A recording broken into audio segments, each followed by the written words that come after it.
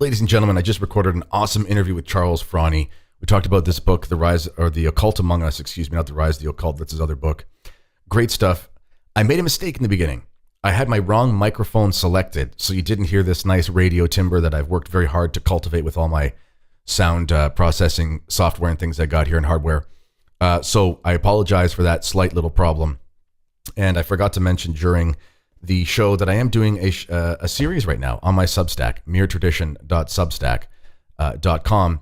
And if you go to my website, which I'll just show you here, meretradition.substack.com, I'm doing a series on They Have Uncrowned Him. We're going through this book by Archbishop Lefebvre.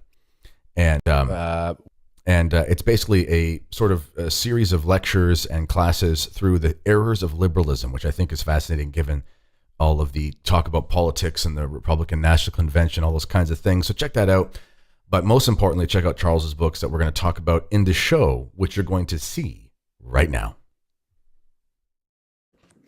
Good day, ladies and gentlemen. I'm here with my friend Charles Frawny. Now, Charles, your last name is spelled F-R-A-U-N-E, and you pronounce it Frowny, but it looks like frown. So we're bringing on Charles to turn that frown upside down. How's that for a dad joke? That's a good one. Classic. Okay, good. You probably never heard that before. So Charles is the author of several books. The most recent is called The Occult Among Us, and I will actually bring that up on my screen here. And here is the audiobook, which we'll play a sample of that later. But I'll show you where you can find it on... Oh, that's his old book. Sorry. This is his new book. And you can see this here. The Occult Among Us, Exorcists and Former Occultists Expose the Nature of this modern evil. And the book is heavily endorsed by some of the most prominent names in the church today, including Bishop Strickland, I believe Bishop Schneider. And in any event, it's a very good book going through the dangers of the occult, which is also real. And Charles has a unique vocation, a unique calling in life, where he's dedicated himself to these matters of spiritual warfare and the dark forces.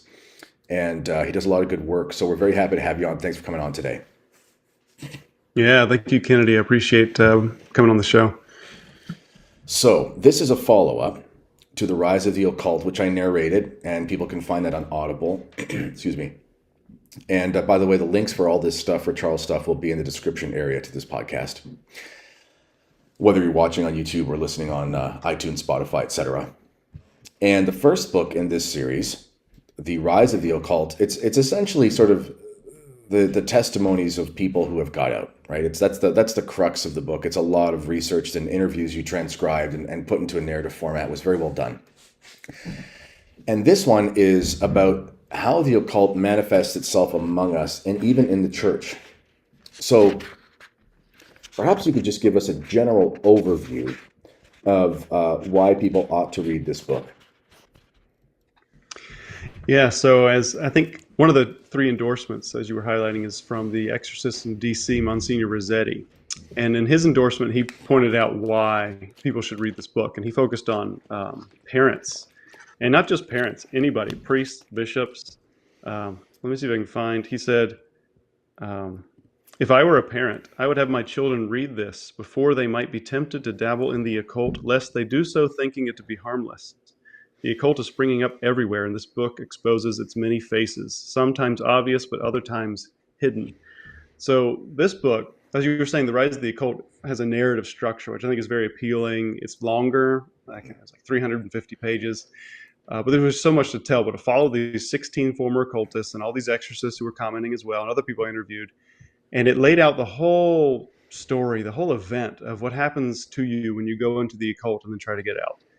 And a lot of topics are covered, some of them glossed over along the way in that book. So then I go back and I focus on a lot of specific topics in The Occult Among Us, and just topic by topic by topic. So for this book, you can really jump around. And the other book you could too, but this one is designed for you to just look at the table of contents like, oh, abortion, what's that all about? Oh, the modern satanic movement, let me look into that. Or Wicca and witchcraft, with the Ouija board, Reiki. So I've broken it all up into topics. People can jump in, and it's just like the way I like to write. There's no fluff. So some of the chapters are shorter than others, but it gets right to the point, and it gives you a lot to think about and reflect on.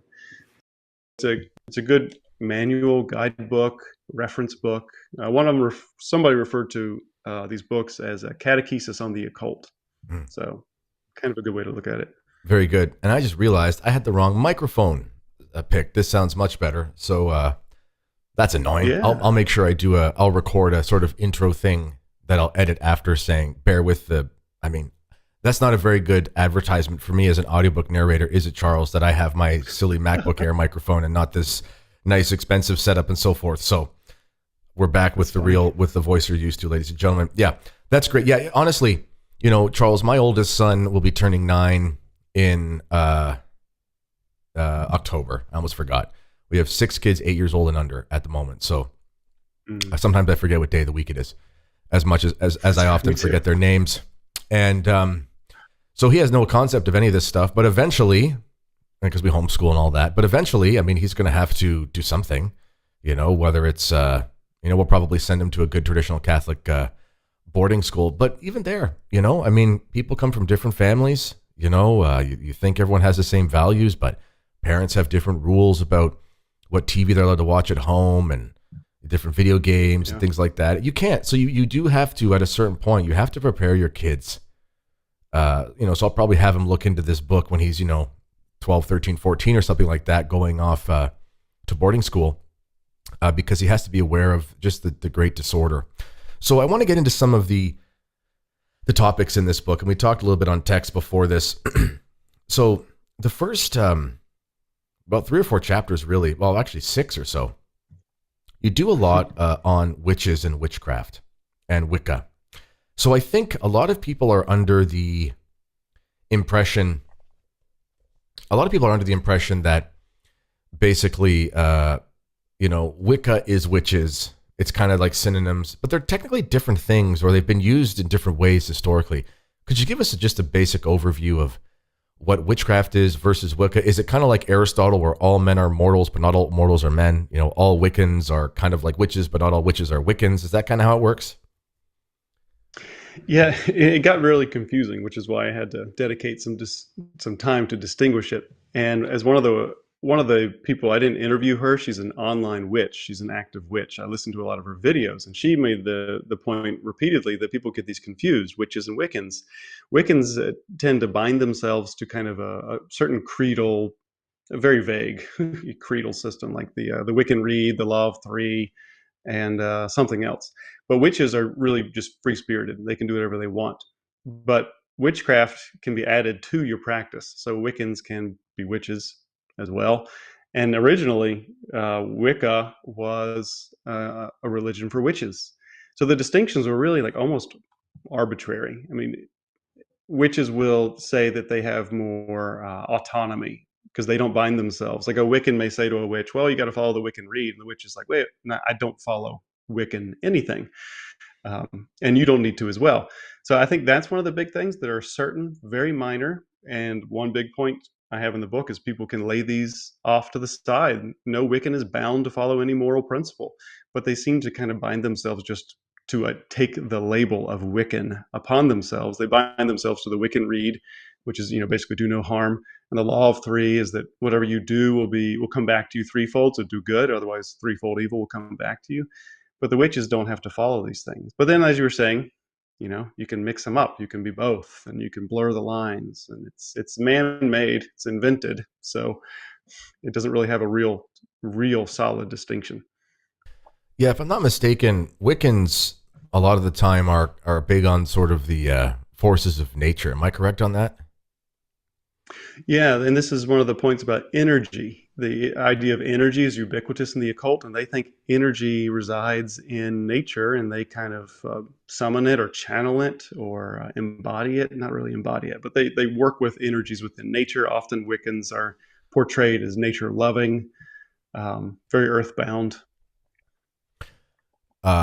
It's funny, talking about how widespread these occult things, and perhaps we should just loosely define occult means hidden. So, basically these paganish or syncretist, non-Catholic, religious, Gnostic philosophies that people fall into that are, they have a dark hand behind them, obviously. I was watching or listening the other day, as people can see in my background here, I've got all this weightlifting equipment. I'm a little bit of a gym rat. And I was listening to an interview with the former Mr. Olympia, Dorian Yates. For lifting fans, bodybuilding is a terrible sport, and I don't follow the sport, but the practitioners know what they're doing. So if you're looking for tips, they know what they're talking about. Obviously, it's kind of what they do. And I was listening to this. He was like 6-time Mr. Olympia, and he's an Englishman who was in prison. He's like one of those guys from like a Guy Ritchie film. He doesn't come off as the kind of guy who'd be into funny, girly, whatever stuff. But he's, retired now. He's in his 60s. He was famous in the 90s. And he just kind of says, offhand, just makes a remark that people make all the time. And I'm like, that's an occult reference. And he says, well, it's the universe. You put the negativity out there and it comes back to you. And just kind of says it in passing. And I'm thinking, my goodness gracious, you're like naturally speaking, you're like a man's man. And you're just throwing around these stupid, yoga ashram, suburb occult things as if you're, some lady who's whatever, going to Starbucks, getting her special tea and then going to her palm reading. Like, it just shows how deep it is. So, I mean, maybe you can comment on this, but I mean, these terms are so widespread. They're literally everywhere. Yeah, I was having a conversation with a devout Catholic, my father, big family, and he used the expression, he knows what I do. He knows the work I'm in. And he used the expression, well, I guess that wasn't in the cards. And he caught himself like, wait a second, that's like a tarot card reference. What did I just say? But it's always there. Like, I've been very attentive, maybe that's why I'm a writer, for like decades, about my thoughts and my words, the grammar, like I become a grammar Nazi. So especially after writing this book, I've become so focused on purifying my language, purifying the subtle nuances of language. I don't like expressions, for example. I don't use expressions because I'm like, well, what does that mean? I don't want to use words that I don't understand the meaning to. But a lot of people don't, and that they just soak up, like children. We soak up language. We soak up the language of the culture. And if the culture uses a language which is evil, and you are not really hypervigilant about what we're thinking, what we're saying, what we're parroting back, we're going to pick up occultic language because it's everywhere. Because the belief of God has been just scrubbed, especially from, you're in Canada, I'm in the United States. I think it's probably very similar, though. The belief in God has been scrubbed from the common landscape of mankind, of our existence now. And a lot of us struggle, even devout Catholics struggle with being raised secular. And like, we have to rebuild this internal faith structure. And it's really irritating when it's like hard to pray, hard to think about God because we're just hardwired to be secularized. But that's a grave wound, a big opening right there for the occult to spread, because the occult presents a religion to people without a religion, people who are craving a religion. The occult's like, I'll give you a religion and I'm going to work my way in. And like, so in one of the books, I said the devil is evangelizing the world right now through the occult, and that is a good way to look at it. Yeah, that's exactly true. And it's, speaking of expressions, like the expression "knock on wood." I've heard, maybe the origin of this. I heard that one exorcist. What's his name? It's not Ripperger. It's not Amorth. One of the famous one. He's kind of bald, and he's been on like a lot of talks or whatever. I'm forgetting. Anyway, I'm drawing a blank. Yeah, but he said that the origin of knock on wood was a druid thing, druidical, not juridical. But I also heard it was an old Christian expression where it was like, touch the wood of the cross. Do you have any insight into that? That's kind of off topic, but I've always wondered. No, and I think it's relevant too, because it touches on sacramentals, on God's desire to interact with us through created things. And a long time ago, I just wrote it off as superstitious. And then someone called me out and said, no, it has something to do with the cross. I'm like, oh, that's interesting. Still seems superstitious, way before I did all this research, like 10, 15 years ago. And then I read a book on like why we do things as Catholics. And it was in that book, like you said, it's a reference to the cross. Like, by touching the cross, we knock on wood. If you don't have the cross in your mind when you say it, though, it would be superstitious. Just like if you use a sacramental that has been blessed in a superstitious way, or you think, if I wear the scapular, it doesn't matter if I sin, Our Lady's going to protect me, I'm not going to go to hell, and you just sin freely. Well, you're treating the sacramental, the scapular, as a superstition. So I think if you have in your mind knock on wood, as I'm placing my hand on the cross, so God will protect me in this, well, then it becomes a devotional act. So with the origin, I think that is the origin from what I've learned, but we could look into the Druid thing. Yeah, it could be. But, I'm glad you brought up the sacramental thing. There is Father William Most was a very good theologian. And he, I think he lived until the 90s or something, but he was very traditional. Like, he was largely active before the council, and he kind of kept that theology after. And he was actually a great Latin scholar. He wrote Latin handbooks. It was called Learning Latin Through the Natural Method or something like that. I have one. It's pretty good.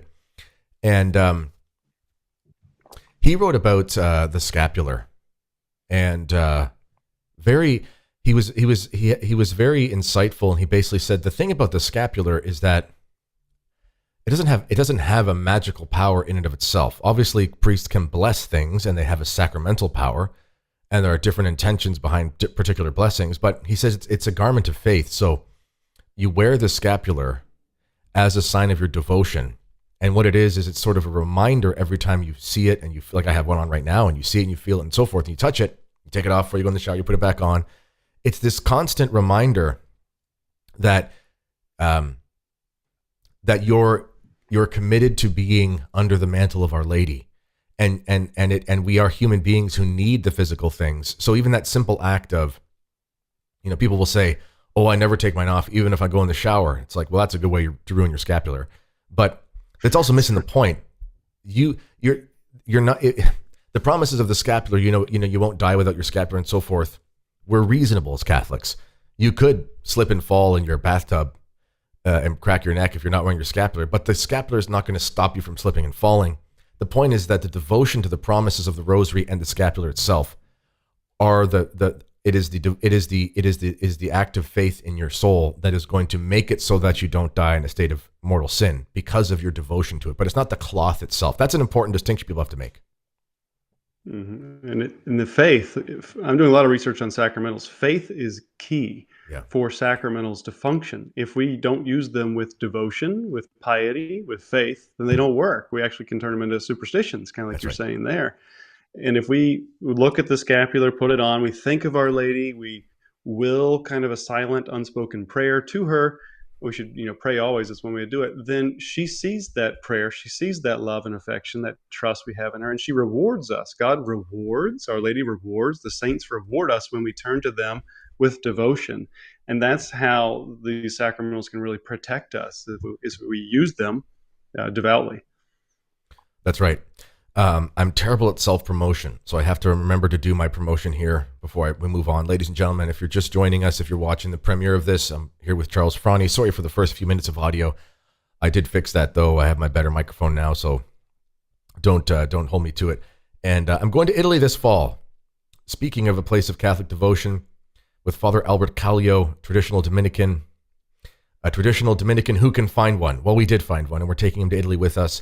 And seats are filling up, and some of the options have sold out. So check out the link in the description, or you can go to kennedyhall.ca/Italy. It's a pilgrimage of the shrines of Italy and the Amalfi Coast, a once-in-a-lifetime opportunity. There's no such thing as an inexpensive trip to Europe, Charles, but there is such thing as a well-priced value. And I can say that about this. If you were to price it out without the group, you'd be spending at least double. So no, nothing is cheap. Of course, it's a trip to Europe. But if you're going to go to Europe, this is the way to go. We've got faithful guides at every location. This company's been in business for almost 30 years, so they know exactly who to use to guide Catholics through these places. It's very sensitive to our traditional Catholic beliefs, and so it's a wonderful thing. So check that out, ladies and gentlemen. Link in the description area or kennedyhall.ca/Italy. Okay. Now, there's so many, even just going through the table of contents, ladies and gentlemen, in this book, it's just striking to see some of the topics you have in here. And I do want to eventually get to where you have a chapter on COVID and demons, which I think is fascinating. I think that's very fascinating. But there's a lot of stuff in here that you probably have family members who are into these sorts of things. And we've talked about the Ouija board before. I think everyone's kind of talked about that. But one of the things is about spells and rituals. So when I narrated your book, the occult, or the rise of the occult. You had a footnote that some of the exorcists were not sort of conclusive on kind of how a spell works. But what is sort of the commonality of what exorcists have said about spells? Because, I mean, do people actually have magical powers, or is it power of suggestion or that sort of thing? Kind of what's behind that? Yeah, so there is, in my research, I've been able to talk to a lot of exorcists. There are two groups I've come to realize. There are some that are very public and others that are refused to be public. And in those two camps, sometimes you find different perspectives on spells and curses. Like the quiet exorcists, the non-public exorcists, sometimes think spells have much less power than other exorcists will say, and they'll lean on the power of suggestion. Now, the power of suggestion can be very powerful and could be an operative power within spells, because if the devil can strike fear in you, cause you to lose your faith, at the same time the devil's right there ready to operate against you, well, then a spell can essentially work, even though the witch did nothing. It was just the demon manipulating the witch to scare you and then cause you to lose faith, and now you're in a vulnerable spiritual state, and boom, you get attacked. And some people get possessed because of, absence of faith or pride. Father Ripperger talked about someone who got possessed because she was so proud. She thought she was better than other people.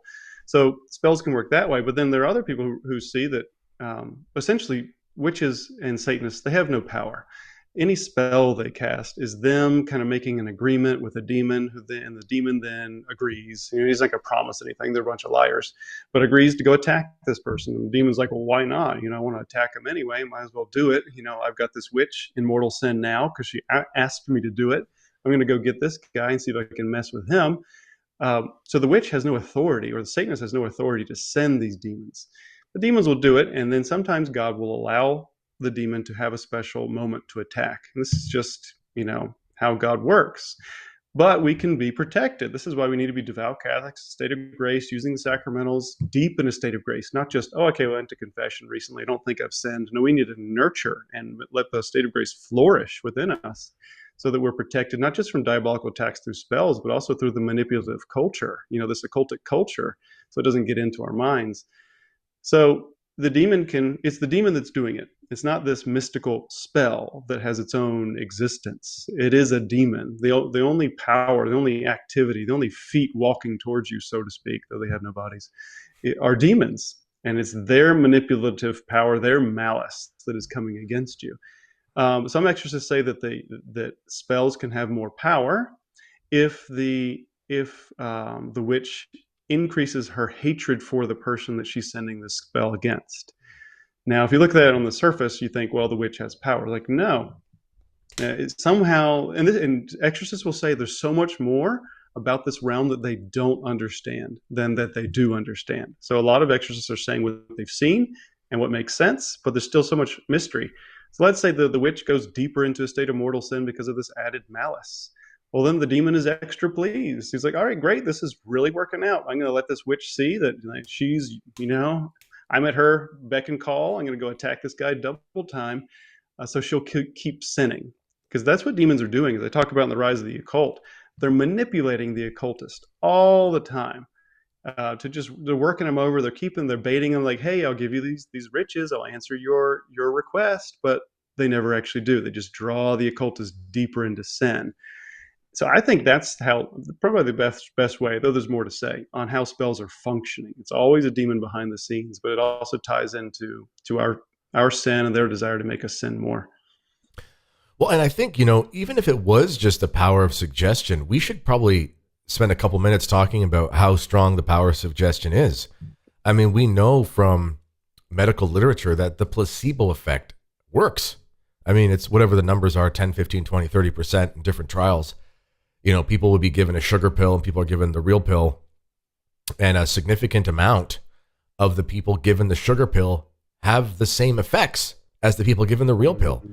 That's unbelievable. That's insane. And let's just say, well, it's funny. When I was in university, I took this very strange course. I was doing my French degree. And it was medieval French literature. It was very interesting, actually. A lot of stuff about le loup-garou, the werewolf folk tales of of France and Quebec, which are actually kind of fascinating. They're very Catholic stories because the wolf is kind of the representative of the lower passions and sin and so forth. It's kind of allegorical. But in any event, one of the we had to watch this movie, which was like this retelling of this old French folktale. And I remember basically at the beginning, this couple basically is going to get married.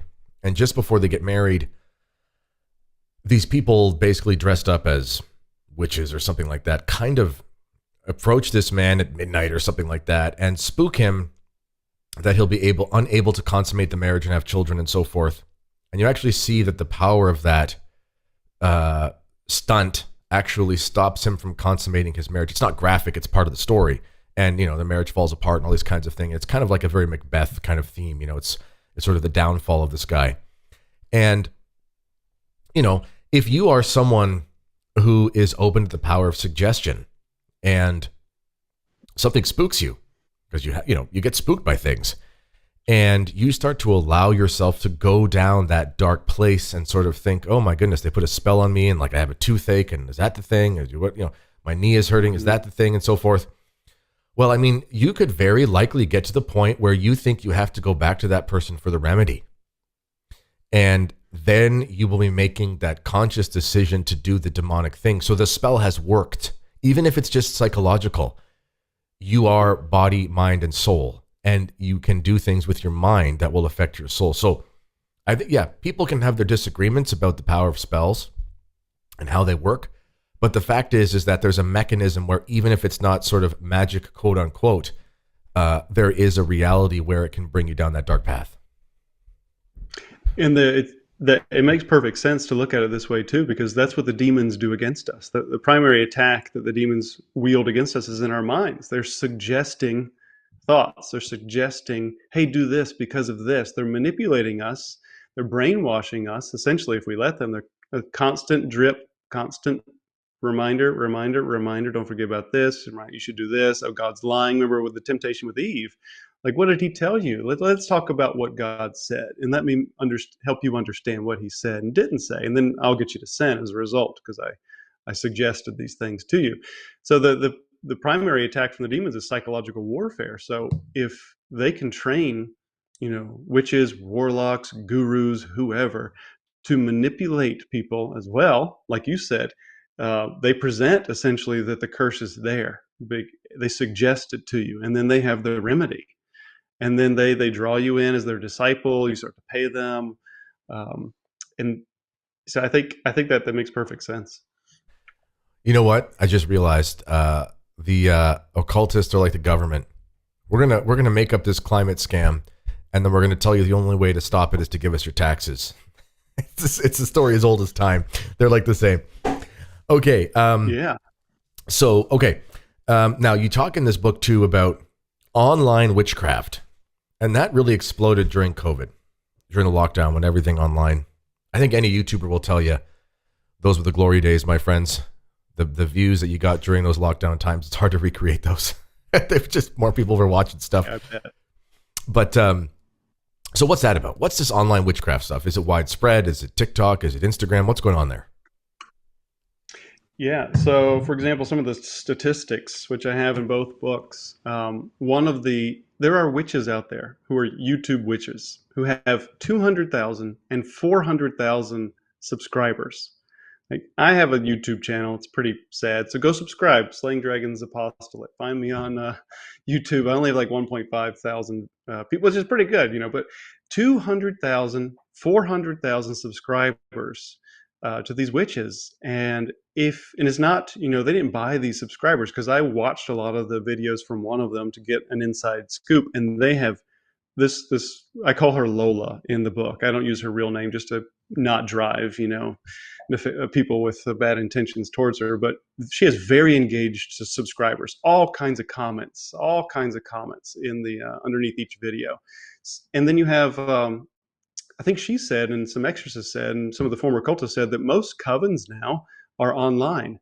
So one of the families whose daughter, I can't remember if it was Ava in the book, let's just call her Ava in the book. You can find her. Her life was pretty much destroyed. I don't know if she's ever recovered. I think she's almost come back after like a 10-year descent into into the occult, but she'll stay up at night on her phone. The mom was like, it's the phones. The phones are the problem, because she'll stay up all night vaping in her room and chatting with people in these witch forums who are her friends. And the mom's like, these aren't your friends. You don't know them. They don't care about you. But she can tap into all of this stuff online. And then another, one of the most experienced occultists, former occultists that I interviewed, John is his pseudonym, he said, what you used to have to go through initiations and training and find like a master and be the apprentice to learn these occultic arts, but now it's all online. Everything is online. You can learn the deepest, darkest rituals. Just you click, click, click, there it is, and I'm going to summon this demon. And way back when, before the internet, these rituals were not available. The names of these demons were not publicly known. You couldn't access them, but now it's just all there. And people are jumping in. He said now, like when a kid goes astray, when a youth, gets tempted from a Catholic family when they're off at college, and it's not a quick escape into occultism and you come back. It's a deep dive and you get lost and you don't come back, because the darkness is so powerful right now once you go into it.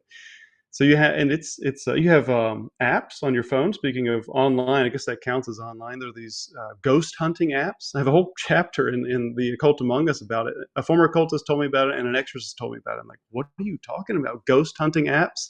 But people use them like Ouija boards to summon spirits. And I looked at all these products, a whole bunch of them, and extracted a lot of the reviews, and they're very revealing. Like, people are having demonic encounters through their phone. And one of the guys I talked to, interviewed in person, he's like, you say things into him and you get intelligent responses. And he's like, wow, even if it was fake, let's go back to the psychological issue. Even if it's fake, if your intention is to talk to a spirit, talk to a demon's going to respond. Even if he's not responding through that app, he's going to come to you because you have opened yourself up. Now, God hopefully will block the demon, but there's a high chance that a demon is going to respond if God lets him.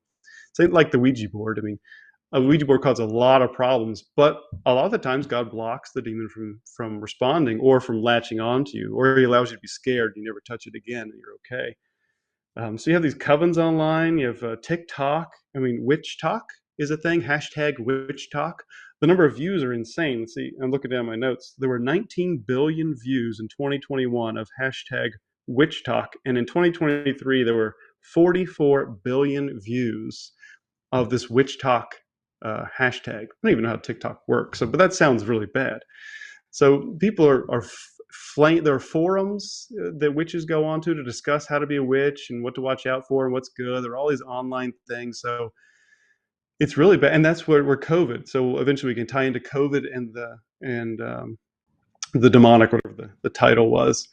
But when people were lost, or when society shut down and people had the online world only, like, this is where things really exploded, really got bad.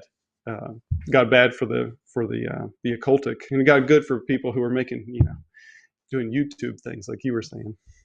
Well, it's a double-edged sword, because so many people were catechized to traditional Catholicism during the COVID time because of the fact that they were just looking for answers, and they were finding these communities of faithful Catholics, sharing sermons and so forth, and that was great. But of course, the flip side is going to happen as well. It's funny. I've only ever looked on TikTok one time when I was trying to do research on some priest thing, and I never did again. I don't have the app, and it's one of those things. Chesterton said there's no such thing as bad things, just bad uses of things, and he's correct. Obviously, all created things, because they exist, are kept in existence by God, and therefore there's a good inherent to the fact that they exist, and rather than they don't exist. But I look at TikTok like one of those things. People say, Kennedy, you should put some videos on TikTok. You get crazy views. And I'm like, I don't even ever want to be on there. I don't know. It just seems like a hellhole. So it makes sense that witches would be on there, because that place is just disastrous. Okay, let's get into this. This is, I'm actually going to put this in the title of the show, because I think, speaking of views, I think people will be interested.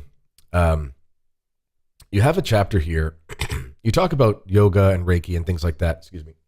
And those are definitely, some false spiritual practices. But COVID and demons, I'm going to give you my thought on COVID and demons, what that has to do with each other. And then I want to give me your breakdown of what you kind of came up with.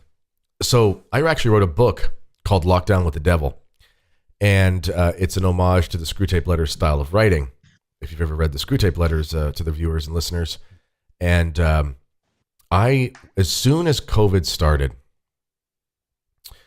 and the lockdowns and all the communism and everything, I realized to myself, this was fertile breeding ground for demonic destruction of the family, because families are so broken, and they kind of, the secular family that sort of somehow stays together, they do so today almost because they're all just busy. It's like, they've all got their major vices and they've got disorder, but the kids are in the sports, the kids are in the school, the kids in the play, the mom's on the thing, the dad's working this hours, whatever. They spend maybe an hour and a half to 2 hours maximum a day awake together, if you think about it, between getting up and getting ready to go out the door, getting the school bus, get home, do the sports practice, whatever. Dinner, if they eat together, is whatever. They see each other for 45 minutes before bed and they watch Netflix, they go to sleep. And during COVID, everyone was forced to come home together. So that was kind of the setting for the story. And I thought it was very effective, because you have these moms and dads together that really don't like each other, or they used to, but they've got problems. You got these kids who are just online the whole time. And I kind of used that as the ground for the story. And I realized, man, oh man, that would be a time to totally destroy the family. And there were a huge amount of divorces and things that happened during COVID as a result. So what's your connection with COVID and demons in this book? Yeah, I put it's like a headline at the top of the chapter from one of the Exorcists. He said, "I could not dream up a scenario that would be this damaging," talking about what happened with COVID. So churches were closed, schools were closed, businesses were closed. The internet became the real world for the majority of the population of the entire planet. And then the youth became isolated and depressed. People left distrustful and confused regarding their sources for news. So this is all from the intro paragraph of what happened as a result of COVID. I mean, the whole world shut down. Like, that's not normal. That's antichrist kind of stuff. And every government in the whole world had totalitarian power all of a sudden. Like, who sent that memo out? Where did they all learn this? And then there were suspicions from people, from exorcists, though just suspicions that there was some kind of diabolical principle even behind the virus itself. But the reason was not just from the fruits. When I talk about COVID in this chapter, I'm not referring just to the virus, but primarily to the world and the church's response to the virus, what they were willing to do. One of the things, like holy water, this is a clear sign of the diabolical behind it. Holy water became viewed as poisonous. There could be COVID in there. We got to get rid of all the holy water. Somebody's dirty hands went in there. It could be poison. Don't touch the holy water. Don't touch the holy water. The holy water is one of the sacramentals that the church instituted to cure us of diseases, to heal us from things, and to drive demons away. And we label it as evil. This is a clear diabolical red flag, just that one little thing. And you see people left the church and never came back. There have been articles in the past couple of years about the church parishes trying to recover their population because people never came back. And what it did was it proved people had no faith at all already. So when the churches closed, like, well, whatever. Apparently I didn't really care about it anyway. I'm not really interested in going back. But there was one, I talk about it in chapters 3 through 5 in The Rise of the Occult, but the Pachamama issue. So one of the reasons why people were like, what was it? The same quote I had at the beginning. Before he said, "I could not dream up a scenario that would be this damaging," he said, "It was very much like a chastisement, what the world and the church went through because of COVID." Now, this happened right after Pachamama. Pachamama was early October 2019, days after I published my first big book, Slaying Dragons. I published this on the Feast of St. Michael the Archangel 2019. Days after it, I was clueless. Days after it, the Pachamama thing happened. And like, oh, that's very interesting. And as a result of that, 4 exorcists spoke publicly, warning the world that something, the diabolical was handed power, not authority, but power, because of our sins, because of the church's sin, because of the world's sin, because of the indifference.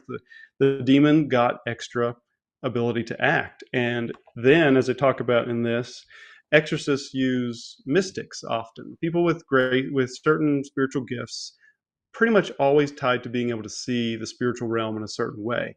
And we know that this is possible, but these people have been vetted by the church and are reasonable, devout people, and they use this gift just for the service of the church. And often they suffer a lot, which is a good sign that it's a real gift. Their lives don't improve necessarily on the financial or the physical.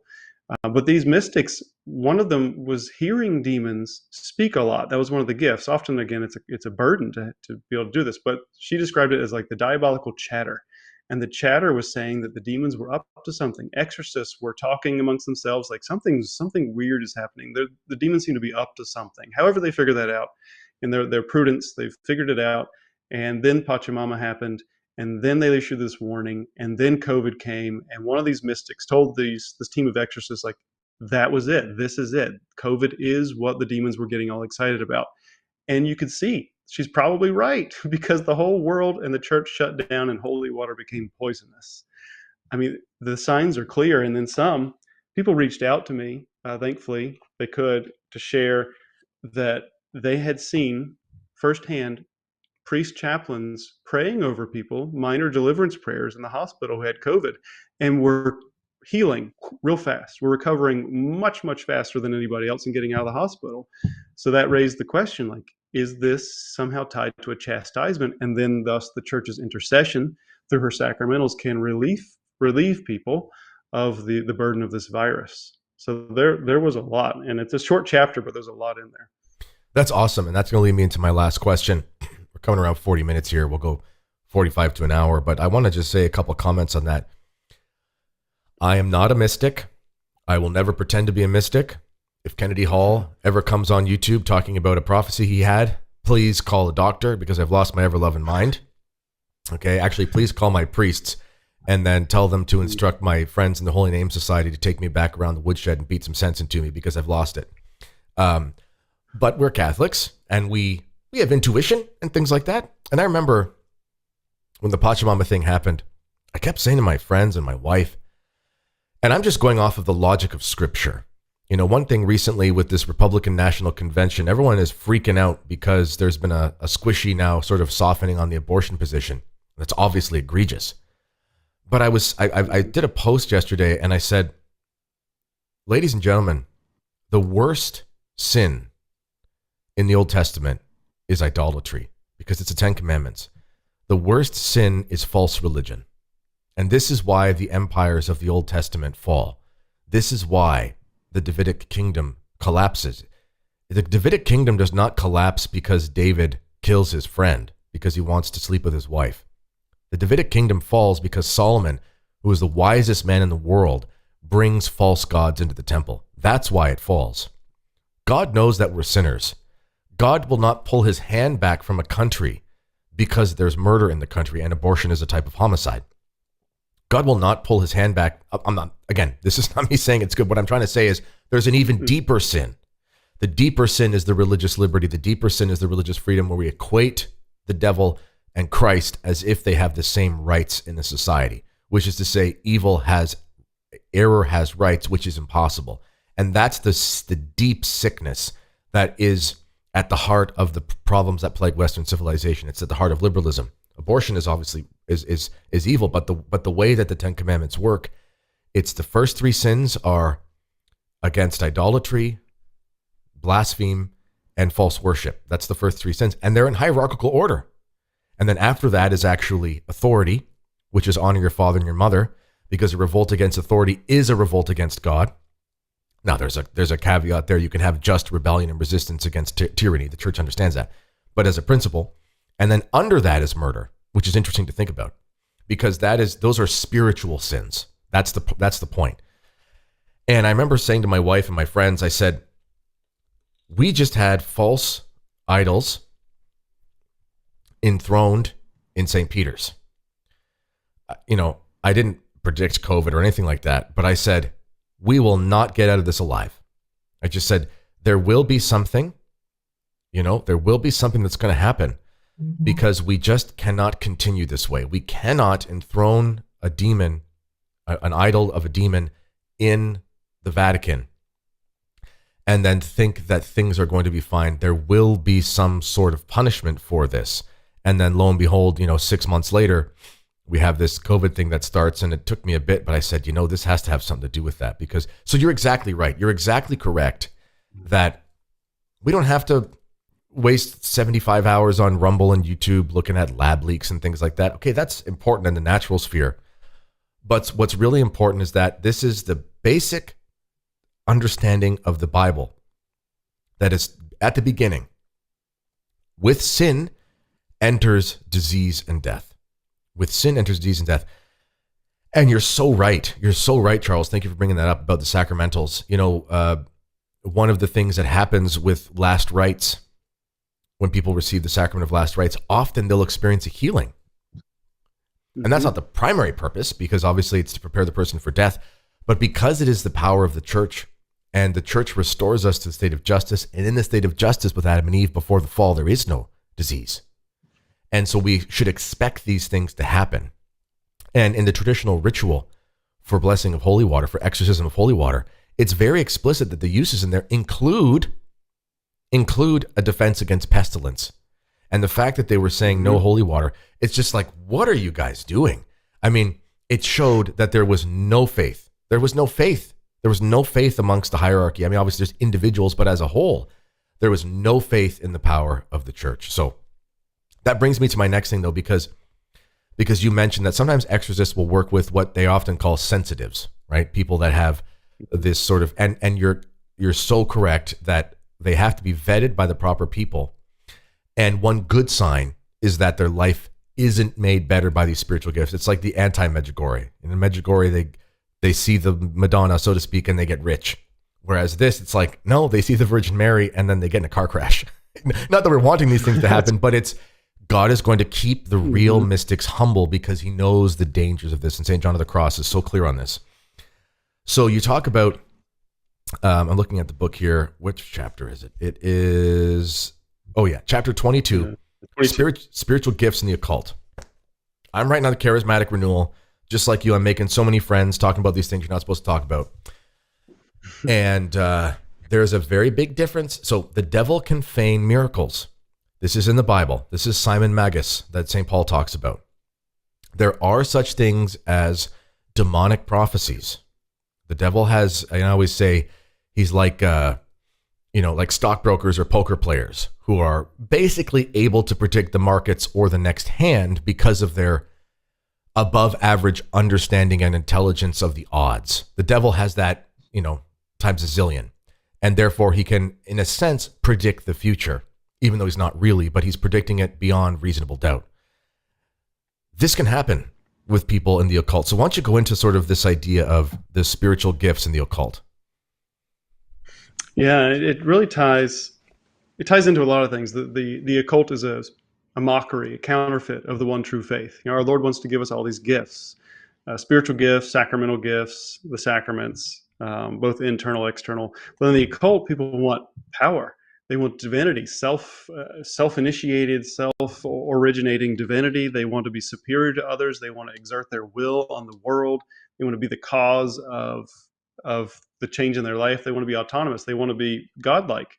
So the occult gifts are corrupted and corrupting, but they're often mockeries of the one true faith because, like the devil, take levitation. Levitation is a classic sign of a saint, but a demon can do it. I think it's St. Thomas who says the mechanism behind levitation, so to speak, is an angel. The angel is picking up the saint in the actual operation of how it's functioning.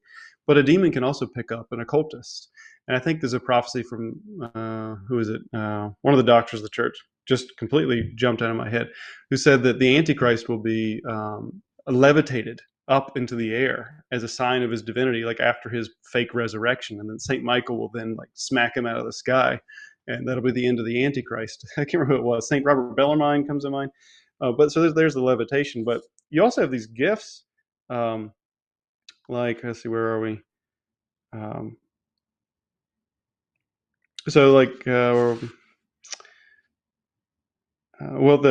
Like I said, one of the things that the exorcists utilize are people who are able to see demons, what they're doing, where they are, how many they are.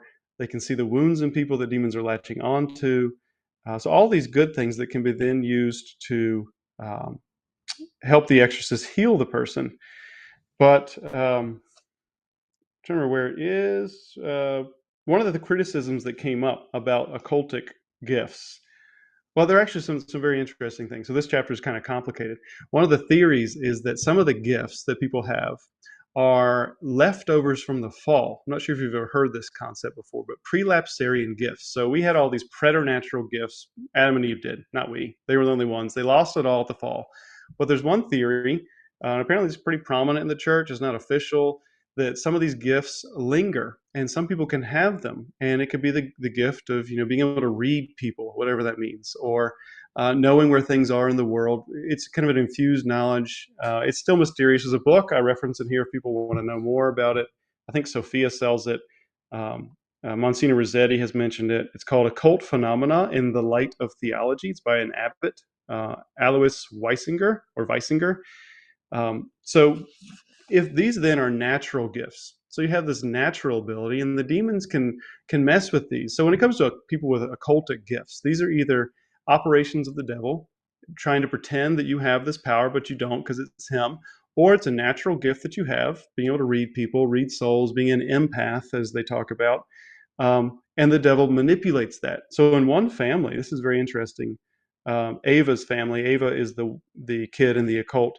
The mom, who's very grounded, very prudent, and very holy, has a spiritual gift where she can read people. She doesn't know where it came from. She's had it all the time, and she doesn't use it for anything. But her daughter has that same gift, apparently, and uses it to make money. Combines it with being a life coach and makes money off of it, which is a clear sign, as we were talking, that you're probably misusing this gift. But she said it's so uncanny that people she does these readings for, whatever readings really mean, are just blown away with the accuracy of Ava's ability to understand them, even though it's done over the camera like this for someone that she doesn't even know. So one of the things, Father Thomas talks about, people with these gifts who discern gifts or given gifts are tempted to make themselves a magisterium. They're tempted to interpret the gifts themselves and not submit them to the church, which we talked about is critical for the exorcists. So people want to they make their own religion. They make their own rules, and sometimes they can become proud as a result, and that's going to fall into the hands of the devil. So Monsignor Rossetti, I can't remember exactly what he said, when he read the book and gave his endorsement, he said he really liked the chapter on the gifts because this is something that's not being talked about enough, and he thought this was a good kind of like first step in this conversation about spiritual gifts, what they could be, how to use them, what the occult is doing with them, and helping us discern them. That's so good. I'm so glad you brought that up. I'm going to have to plagiarize / cite your work and give you the credit for it when I do my my charismatic book, because I'm going to be talking about the true charismatic gifts. And, not going to make it. I've already lost a lot of these friends, but in the renewal today, a lot of people talking about gifts, but I'm sorry, 99.99999 times out of 100, there is no vetting of this. I mean, yeah, they'll say, the priest really liked his, as into this. And it's like, well, that's not how it works. I mean, it's, we look at Padre Pio as a perfect example. Padre Pio, people like to use him as an example of obedience, and that's obviously true, but he was a professed religious who took vows. So we have different types of obedience in different spheres. I mean, that should be reasonable enough for people to understand. But nonetheless, when the Padre Pio phenomenon was taken off, they sent him away to basically go live a life of prayer for about 20 years. And that was very smart. Why? Because it could have been the devil. We obviously know with Padre Pio it wasn't, but it could have been. Mm-hmm. And that is how the church has looked at these very gifted souls.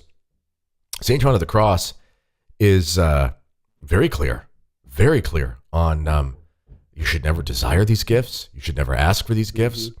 And he says, even if you're presented with them, you should never use them. And if you are supposed to, God will make it very clear to you. And it's almost like a test. It's like, okay, you resisted this. I know you don't want this for your own personal gain. And, at that point, we see these great saints. They enter in these ecstasies and things like that and have prophecies. But it's after a long time of spiritual formation, asceticism, mortification, the mortification of the will through obedience to their superior and so forth, where they break themselves down where now it's like the scripture says, where it's no longer me, but Christ, no longer I that lives, but Christ who lives in me. Mm-hmm. Then someone is at the point for that. And the occult world and much of these funny phenomenons of spirituality happening in the church is the opposite. I went to a conference, I got slain in the spirit. Praise God, I got the gift of tongues. It's like, that's not how this works. I mean, you got to be careful because, you're playing with fire. So, all right, Charles, there's more we could say, but we can't give away too much because people got to read the book. So I'll just bring it up on the screen here, and then I'm going to play 2 or 3 minutes of maybe a minute and a half of the audiobook that I narrated for you last year. So people can check that out as well. So I'll just bring it up on the screen here, make sure I have the right tab open. Here it is, ladies and gentlemen. This is The Occult Among Us. Really good book, really important book. Oops, opened the wrong thing there. Sorry. Wrong program. Oopsie daisy. Opening up there you go. Really, really good book. Check it out. It's on Amazon. All of Charles's books have, by the way, my son's named Charles. You know that, right? Oh yeah, that's right. My new Good son. name. He's Charles Marcel Emmanuel Hall. We joke, he sounds like he has the name of a king or something, so we jokingly call him Charles Marcel Emmanuel III, even though there is no one before that, but we just joke around. But so check out this book here on Amazon. Also, you can go to Charles's website, excuse me, slayingdragonspress.com. All of his work is there. Lots of great stuff. And the thing I love about Charles's stuff, and this is why I choose to work with Charles, is because he's tackling these issues, but you can tell just by the selections of the things he has here. He has St. Alphonsus Liguori, Christian Rule of Life. He has practical steps for holiness, okay? You can tell, talking about how to make a retreat, sanctifying pregnancy. This man is not in this to make a buck. He's in this to do the Lord's work in the real sense, and he's got the constitution to be able to do these things. So I'm really thankful for your work, Charles, and I want everyone to go to his website. And I want so many people to go to his website that it crashes, not actually, but that because, it's going to get lots of traffic. And we're just going to listen here quick to just a couple minutes here of The Rise of the Occult. So if you're into audiobooks, you can listen to the book that I narrated. So I'm just going to bring that up on the screen here. And let's just take a quick listen. Is on full display today in our very broken world, and in particular within the scourge of the occult, which calls out to wounded souls and feeds on their brokenness. We are all, therefore, in the sights of the diabolical, which seeks to draw every one of us away from God and the right worship which will fulfill our souls. It is not simply through the sins which we commit ourselves, which do in fact create an emptiness and a wound, that the diabolical will seek to ensnare us. It is also from the effects of this fallen world, the discord within mankind, the separation we feel between ourselves and God, between ourselves and others, between ourselves and the created world, and the internal discord which burdens us on a daily basis. So you can check that out. That's just a quick preview. It's available where all audiobooks are available. We use the Findaway Voices upload, so you can actually listen on Spotify. And just so you know, people, if you have a Spotify membership, if you listen to 30% of the book, the author actually gets the royalties as if you listen to the whole book. So you got to support these independent traditional writers, because Charles and I are in a similar boat. I've got some books with publishers, but there's a reason why I'm coming out with my book on the charismatic renewal independently later this year, because I get messages all the time from people who work for publishers and universities and things saying, thank you for this. I wish we could publish this, but we just can't, but someone needs to. Because I get it. You got to be a free agent sometimes to be able to get that information out there. And Charles is one of the soldiers out there in the battlefield. So congratulations for your work. Is there anything else, Charles, you want to promote before we sign off here? Well, just the website, slayingdragonspress.com, my YouTube channel, The Slaying Dragons Apostolate. Just find me there, subscribe. I need to boost the subscribers. I'm trying to get monetized eventually. This is a kind of a small publishing enterprise in a world. My wife told me the other day, this is the worst time to start a business or have a small business because of inflation. So support, any kind of support for the book, for the work I'm doing, for your prayers, buying directly from me. I'm happy to sign books. I get more royalty there. Spread the word, tell your priests. I'm also trying to push the Spanish edition of Slaying Dragons. It's a great translation. People really like it, but it's hard to sell. Matando Dragones. You can find it on my website, on Amazon, everywhere. It's the Spanish edition of Slaying Dragons. That'd be a good one to help. If you want to help me right now, try to help push this book to get the word out. Love it. Go to his website, ladies and gentlemen. Click all the links. It'll be all there underneath my show. It'll be the top thing. If you just click the description area, if you're on YouTube or listening on podcast platform, it'll say, Charles's books in caps lock, and then just click those links and it's all there. All right, ladies and gentlemen, this has been another edition of Mere Tradition, and I will see you soon. And Charles, thanks for coming on the show. Thanks again.